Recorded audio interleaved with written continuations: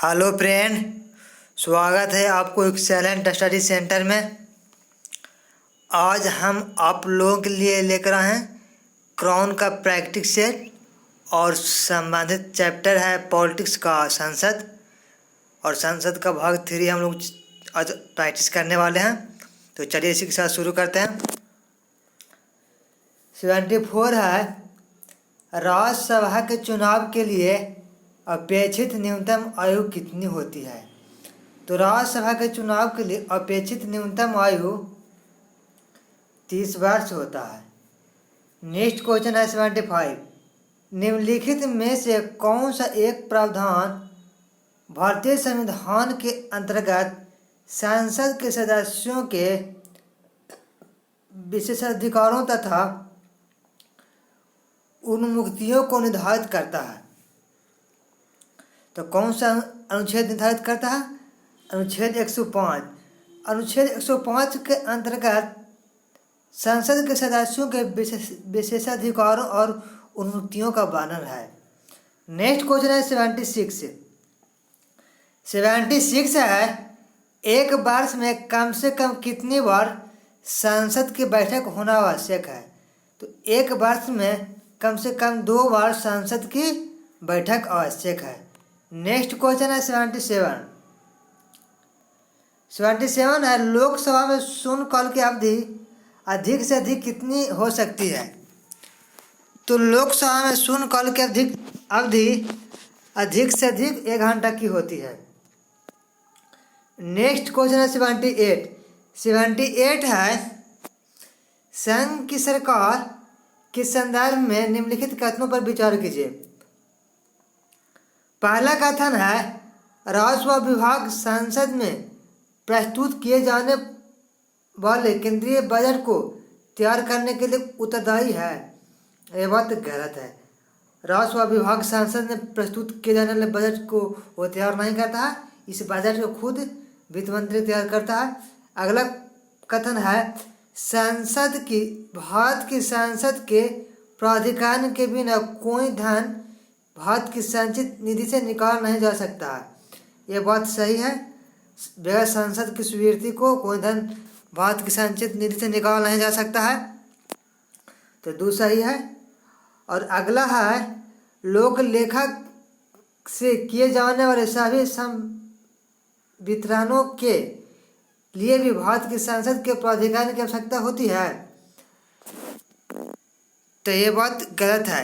लोक लेखा से किए जाने वाले संवितरणों के लिए भारत की संसद के प्राधिकरण की कोई आवश्यकता नहीं होती है। इसका राइट आंसर कौन हो जाएगा? केवल 2 सही है। तो केवल 2 किसमें? सी में। सी इसका राइट आंसर हो जाएगा। नेक्स्ट क्वेश्चन है 79। 79 है, भारत में संसद मिलकर निर्मित होती है। तो भारत में संसद राष्ट्रपति, राज्यसभा और लोकसभा तीनों से मिलकर तैयार होता है। इसका राइट आंसर कौन हो जाएगा? 1, 2, 3। नेक्स्ट क्वेश्चन है 80। 80 है, भारतीय संसद राष्ट्र सूची के विषय पर विधान नहीं कर सकती है जब भारत का राष्ट्रपति उसे ऐसा करने का निर्देश न दे। यह भी बात सही है कि जब तक ये नहीं, ये बात गलत है। इसमें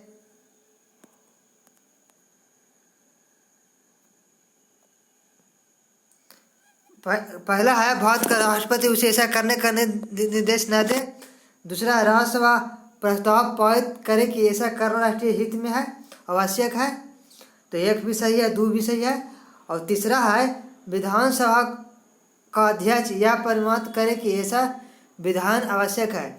इसमें विधानसभा के अध्यक्ष की कोई आवश्यकता नहीं होती है। राष्ट्रीय आपातकाल लागू हो। तो यह भी सही है। तो इसका राइट आंसर कौन हो जाएगा? 2 और 4। 2 और 4 सही है। तो 2 और 4 इसका डी हो जाएगा, क्योंकि भारत का राष्ट्रपति उसे ऐसा करने का निर्देश ना दे। अगर संसद कुछ करने पर तैयार होता है या संसद कोई कानून बनाता है तो इस पर राष्ट्रपति कुछ नहीं करता है। उस कानून को बनने के बाद ही उस पर राष्ट्रपति सिग्नेचर करता है। तो इसका राइट आंसर कौन हो जाएगा? 2 और 4 सही है। नेक्स्ट क्वेश्चन है 81। 81 है, भारतीय संविधान के किस अनुच्छेद के अंतर्गत अंतर्राष्ट्रीय समझौतों को प्रभावी बनाने हेतु संसद राज्य सूची के विषय पर कानून बना सकती है? तो भारत के संविधान के किस अनुच्छेद के अंतर्गत अंतर्राष्ट्रीय समझौते को लेकर के संसद राज्य सूची के विषय पर कानून बना सकती है? तो किस अनुच्छेद के तहत बनाता है? तो अनुच्छेद 253 माने अनुच्छेद 253 के अंतर्गत बनाता है। डी इसका राइट आंसर हो जाएगा। नेक्स्ट क्वेश्चन है 82।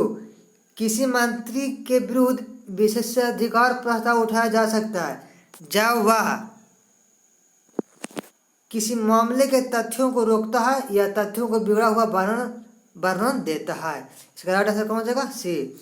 जब कोई मंत्री किसी तथ्य को माने किसी बातों को वह रोकता है और उसे उस बात को बिगड़ा हुआ वर्णन घोषित करता है तो उस मंत्री के विरुद्ध विशेषाधिकार प्रस्ताव उठाया जा सकता है। Next question 83। अध्यक्ष सदन के किसी भी सदस्य को बोलने से रोक सकता है और अन्य किसी सदस्य को बोलने दे सकता है। यह घटना क्या कहलाता है? तो यह घटना बैठ जाना कहलाता है। अगर सदन में अध्यक्ष किसी भी सदस्य को कोई बात बोलते हुए रोक देता है तो उस सदस्य को बैठ जाना पड़ता है और उस समय अध्यक्ष किसी दूसरे भी सदस्य को बोलने के लिए अनुमति दे सकता है। तो इसका आंसर कौन हो जाएगा? डी।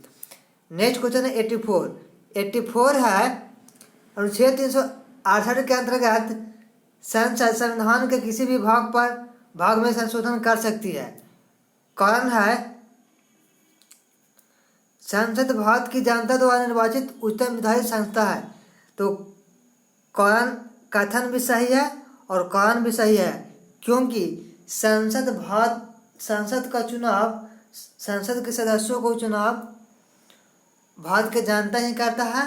तो इस संबंध में उस संसद को यह अधिकार होता है कि वह संविधान के किसी भी भाग में संशोधन कर सकता है।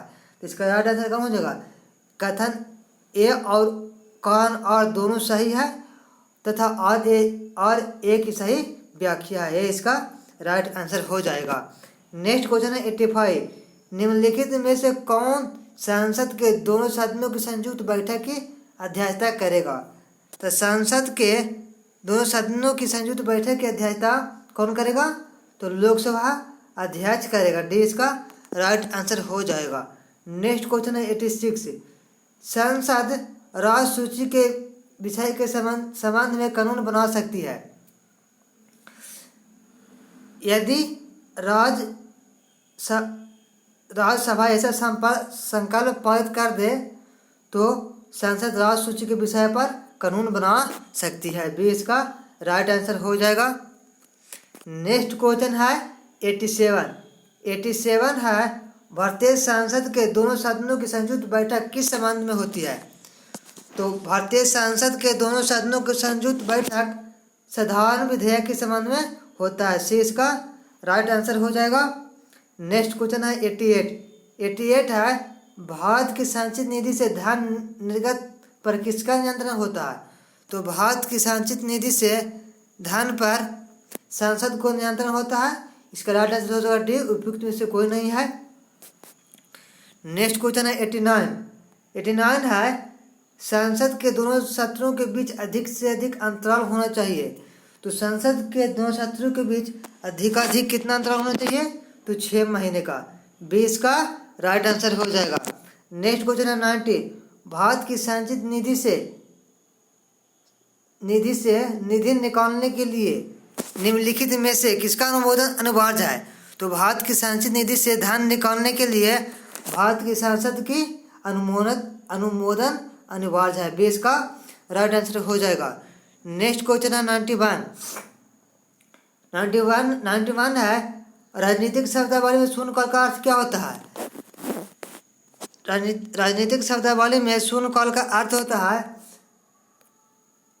प्रश्न पूछे प्रश्न उत्तर सत्र।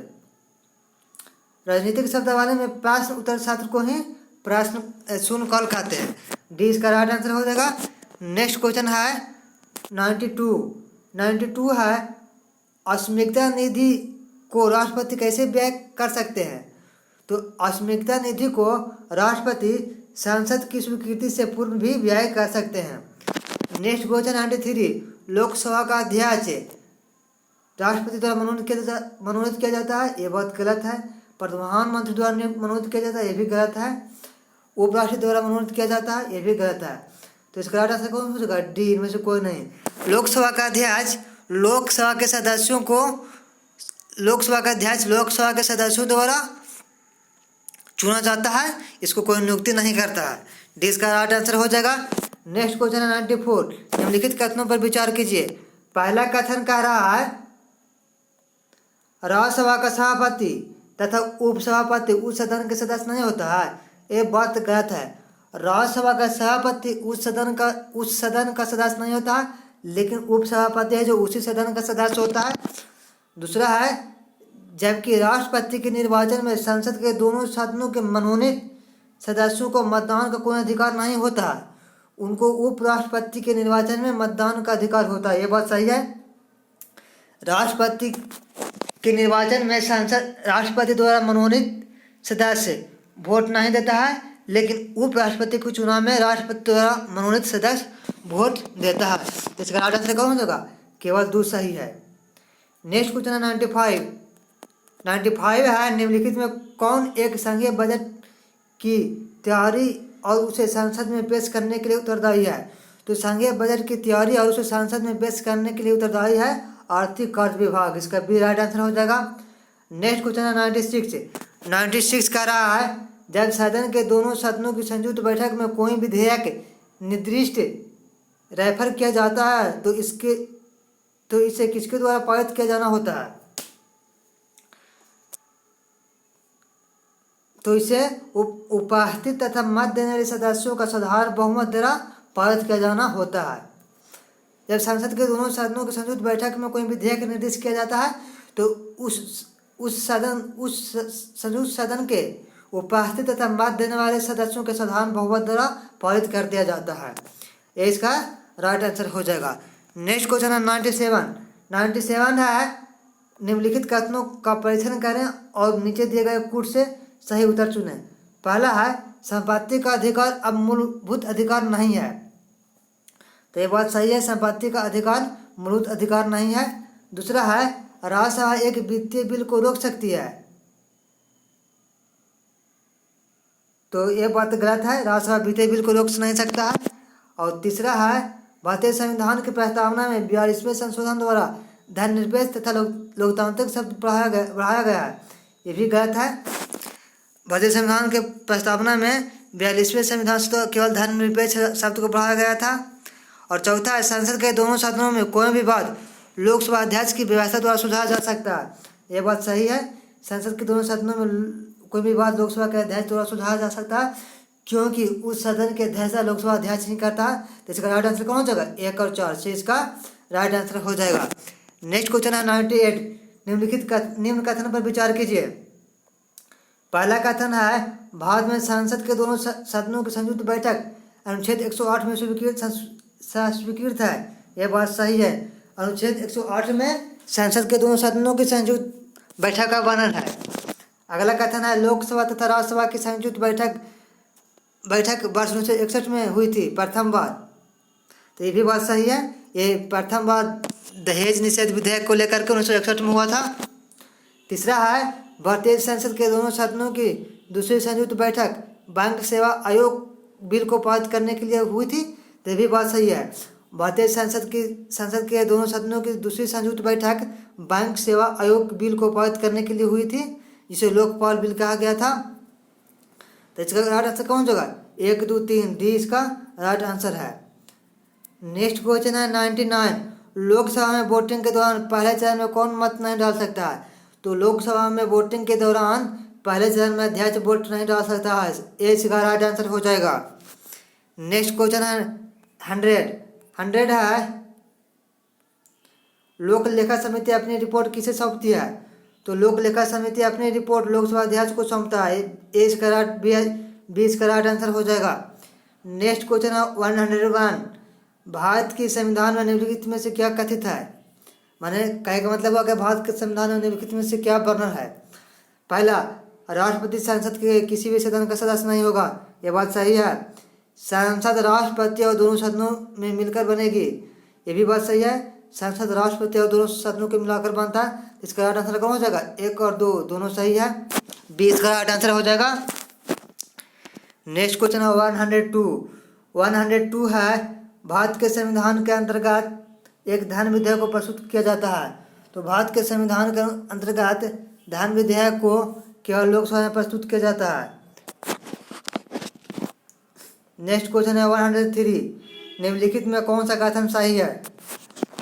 पहला है धन विधेयक राज्यसभा में प्रस्तुत किया जाता है, तो ये बात गलत है। धन विधेयक राज्यसभा नहीं, यह लोकसभा में प्रस्तुत किया जाता है। दूसरा है धन विधेयक लोकसभा में प्रस्तुत किया जाता है, तो ये बात सही है। धन विधेयक लोकसभा में प्रस्तुत किया जाता है, तो इसका राइट आंसर कौन हो जाएगा? बी। तीसरा बोल रहा है यह संसद के किसी भी सदन में प्रस्तुत किया जा सकता है, यह बात गलत है। धन विधेयक केवल लोकसभा में प्रस्तुत किया जाता है। चौथा है यह लोकसभा में प्रस्तुत नहीं किया जा सकता, तो ये गलत है, यह लोकसभा में प्रस्तुत किया जाता है। इसका राइट आंसर कौन हो जाएगा? बी इसका राइट आंसर हो जाएगा। नेक्स्ट क्वेश्चन है 104 है, यदि वार्षिक संघीय बजट लोकसभा द्वारा पारित नहीं होता है तो प्रधानमंत्री अपने मंत्रिपरिषद का त्याग पत्र पेश कर देता है, डी इसका राइट आंसर हो जाएगा। नेक्स्ट क्वेश्चन है 105, निम्नलिखित में से किनको लोकसभा और राज्यसभा दोनों सदनों के निर्वाचन में मतदान का अधिकार है? राज्य विधानमंडल के निम्न सदन के निर्वाचित सदस्यों को लोकसभा और राज्यसभा दोनों के निर्वाचन में मतदान देने का अधिकार है, डी इसका राइट आंसर हो जाएगा। नेक्स्ट क्वेश्चन है 106 है, भारतीय राजनीति के संदर्भ में निम्नलिखित में कौन सा कथन सही है? पहला कथन है योजना आयोग की जवाबदेही संसद के प्रति है, तो ये बात गलत है। योजना आयोग की जवाबदेही संसद के प्रति नहीं है। दूसरा है राष्ट्रपति संसद के दोनों सदनों की शताब्दी न होने पर भी अध्यादेश जारी कर सकते हैं, तो यह भी बात गलत है, ऐसा नहीं होता है। तीसरा है उच्चतम न्यायालय के न्यायाधीश के रूप में नियुक्ति होने की न्यूनतम आयु 40 वर्ष है, यह भी बात गलत है। उच्चतम न्यायालय के न्यायाधीश के रूप में नियुक्ति होने की इसकी न्यूनतम आयु सीमा का कोई जिक्र नहीं है, इसका न्यूनतम आयु सीमा कोई नहीं होता, कुछ नहीं होता है। और चौथा है राष्ट्रीय विकास परिषद में केंद्रीय वित्त मंत्री और सही राज्यों के मुख्यमंत्री होते हैं, तो ये बात सही है। राष्ट्रीय विकास परिषद में केंद्रीय वित्त मंत्री और सही राज्यों के मुख्यमंत्री होते हैं, डी इसका राइट आंसर हो जाएगा। नेक्स्ट क्वेश्चन है 107, कोई कानूनी विधेयक संसद के किस पटल पर रखा जा सकता है? तो कोई कानूनी विधेयक संसद के किसी भी पटल पर रख सकता है, लोकसभा पर भी और राज्यसभा पर भी, तो इसका राइट आंसर कौन हो जाएगा? सी, दोनों में, लोकसभा एवं राज्यसभा दोनों में। नेक्स्ट क्वेश्चन है 108 है, निम्नलिखित में कौन सा एक व्यय भारत की संचित निधि पर भारित नहीं है? तो इसका राइट आंसर हो जाएगा सी, भारत के प्रधानमंत्री के वेतन और भत्ते भारत की संचित निधि पर भारित नहीं है, सी इसका राइट आंसर हो जाएगा। ए में कह रहा भारत के मुख्य न्यायाधीश के वेतन और भत्ते, तो भारत के मुख्य न्यायाधीश के वेतन या भत्ते संचित निधि से दिया जाता है। भारत के नियंत्रक महालेखा परीक्षक के वेतन भत्ते भी संचित निधि से दिया जाता है, और संघ लोक सेवा आयोग के अध्यक्ष के वेतन और भत्ते संचित निधि से दिया जाता है। इसका राइट आंसर कौन हो जाएगा? सी, भारत के प्रधानमंत्री के वेतन और भत्ते संचित निधि से नहीं दिया जाता है।